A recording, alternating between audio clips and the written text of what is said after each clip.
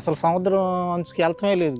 చేపలు పట్టలు అయ్యి అసలు ఈ అంతరించిపోయింది. నాకైతే ఈ ఆట ఫీల్డ్ ఇష్టం లేదు. నా పేరు ఆదినారాయణ, మాది ఆదర్శ్ నగరం, సూర్యలంక రోడ్డు. గోపాలరావు, మూపిదేవి, రామానగరం అయ్యే మాది. మేము చేపల వేట ఆడతాం. ఈ చిన్ననామతోనే వేట సాగిస్తూ ఉంటాను 20 సంవత్సరాల నుంచి. ఫస్ట్ వచ్చేటప్పటికి నా వయసు ఒక 11-12 సంవత్సరాల లోపు ఉంటుంది. అప్పుడు మా నాన్నప్పుడు కూడా నేను వెళ్ళి చదువుకోవడానికి వెళ్ళేది. ఇదే అలవాటు మాకంటే చిన్నప్పటి నుంచి మేము మామూలుగా మా నాన్న వాళ్ళు వేటకి వెళ్తుంటారయ్యా.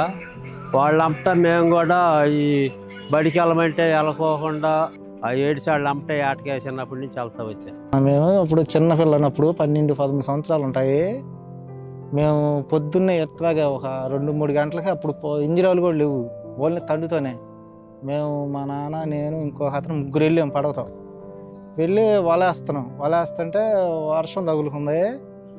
వర్షం తగులుకుంటే అట్టగే వల లేపితే అక్కడే ఉన్నాం. అంతలోకి పెద్ద వరద వచ్చేసింది. వరద వచ్చేసి మమ్మల్ని లాక్కెళ్ళిపోతుంది సముద్రంలోకి. లాక్కెళ్ళిపోతుంటే ముగ్గురు దిగేసి తాడుపట్టుకుని లాక్కొచ్చి అటు నిజాపట్నం పొగురు ఉంటుంది. ఈ పొగురు కాదు, అది వేరే కాలువ పొగురు. అటు వెళ్ళిపోతే పాకాలు ఉన్నాయి అక్కడ. ఒడ్డుకి వెళ్ళి నిద్రపోయాము. ఎట్టగట్ట ప్యానాలు వల్ల అయితే పోయినాయి. అప్పుడే ఎట్టగట్ట ప్యానాలు బతికినాయి అని చెప్పి ఆడ కొనుక్కున్నాం. తెల్లారిపోయిందా అక్కడే కొనుక్కున్నాం. తెల్లారిపోయినా చూస్తే వరద, పెద్ద వరద. మేము పట్టుకున్న చేపలు కూడా పోయినాయి. పడవ మునిగిపోయేప్పుడే మొత్తం పోయింది. ప్రాణం మొత్తం దక్కినాయి ఆ రోజు. తెల్లారిపోయినా నిద్రపోయి దరంపటే వాడి ఒడ్డును లాక్కుండా ఈ దగ్గరలో కట్టేసి పడవని వచ్చేసి, అది బాగా నాకు భయమైన రోజు ఆ రోజే. లైఫ్లో ఏట గుర్తుండిపోయిన ఏట అంటే మాకు మన ఐలా వాళ్ళని సాగుతూ వచ్చింది. 100 టన్ను అట్లా కూడా పడ్డాయి. ఒక 50 ట్రాక్టర్లు అట్లా.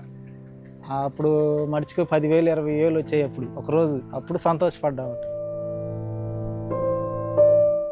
ప్రభుత్వం చిన్న చిన్న కాలనీలు పెద్దలకి కట్టించారు సార్. వాటిని మేమే కొనుక్కుని వాటిని మైనర్ రిపేర్లు చేయించుకుని కట్టుకున్నాం ఇళ్ళు. ఇప్పుడు అట్టాగే ఏదన్నా ఇస్తే 2 సెంట్లు స్థలం, పెళ్ళి అయిన వాళ్ళు కుర్రాళ్ళు ఉండరు, వాళ్ళకి ఒక 3 సెంట్లు స్థలం వచ్చిన ఇల్లు కట్టిస్తే చాలు. పథకాలు ఈ ఆటల గురించి ఇల్లు ఆటాడంత ఇదేం లేదు సార్. ఏదన్నా కంపెనీల్లోనే ఏదన్నా చిన్న చిన్న జాబులు ఏమన్నా పిల్లకాయలకి ఏదన్నా ఒకటి పెట్టుకుంటుంటే జాబులు అన్నీ ఇస్తే ఇంక కట్టన్న బతుకుతారు. కానీ మాకులాగా ఆటాడి బతకాలంటే ఇన్నాళ్ళంతా పరిస్థితి లేదు. చేపలు తగ్గిపోయినాయి.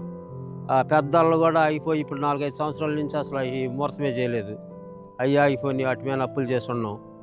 మళ్ళీ ఎవరి వాళ్ళుగా ఈ పడవలు చేసుకున్నాం. కానీ ఈ పడవలు కూడా పెద్దగా రాబడేం లేదు.